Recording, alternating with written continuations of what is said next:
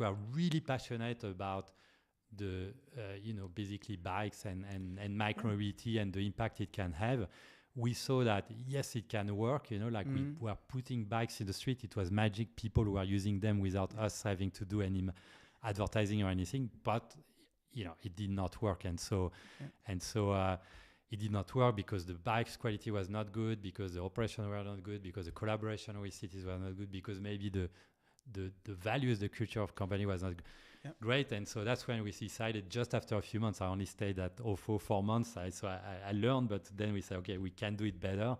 Let's build DOT as a European player, specialized in shared micromobility, and which aim from the beginning is to be a responsible operator. So that's a little bit my story. Sorry if it was a bit longer. Yeah, it's great to hear. But I would like to know. To know and which department of HOFO that you worked at, just to know the experience that you gained there. Yeah. And what I also want to mention as well, you also mentioned it here, is that they were really pioneers in turning a bike into a shared bike. Yeah. And that really started the whole industry. Yeah. I don't think they receive enough credit. No. But that is really the basic of what turns this industry really what it is, because they made sharing. It was an amazing innovation, right? Before there were already shared bike schemes, but which obviously were relying on stations, which was extremely inflexible. It was taking forever to register. Everything was really complicated. And suddenly, very simple you could, it was very cheap.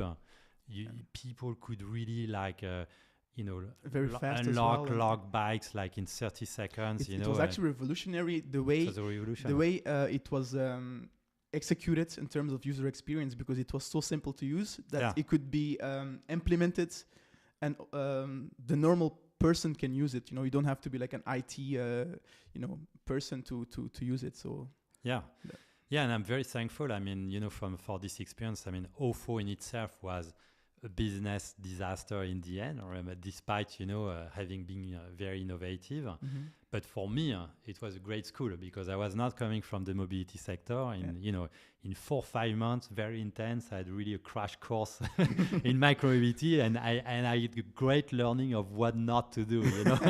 It's always great to learn what not to do, right? Yeah. But what I was doing otherwise, I was the head of the European business, and so my job basically at that time was to build the OFO business. So it was more business development? It was managing all the operations, everything. Like a general manager. When I arrived, they had already started. So basically, they were already in trouble. So almost from day one, I had to lead a turnaround of the OFO business in Europe, cut the cost, and really make the operations a lot more efficient. But it was already too late. The company was basically bankrupt. That's a great learning school, knowing that you founded DOT right after, right? Now it makes sense. Yeah. So that was in 2018, right? 2018, yeah. And when did you do anything in between that, or did you immediately? So you found we decided to close down the OFO business, I believe in July 2018. Yep. In the same time, we are so frustrated that we could not make like the shared bike dream happen with OFO, that with a number of the people from the OFO team, we said, okay, let's do it ourselves. And so we started the project of DOT in July 2018, officially August 2018. We incorporated the company beginning of October. We raised, and then we launched operations in February 2019 in Brussels. So it went very quick. Yeah. But when you started with DOT, so you had an amazing team. First of all, congrats with that, because I think that is at the basis of the initial growth of the startup, having a great team as well. That is complementary, right? Because you need to have the people who can help you and be good at their thing.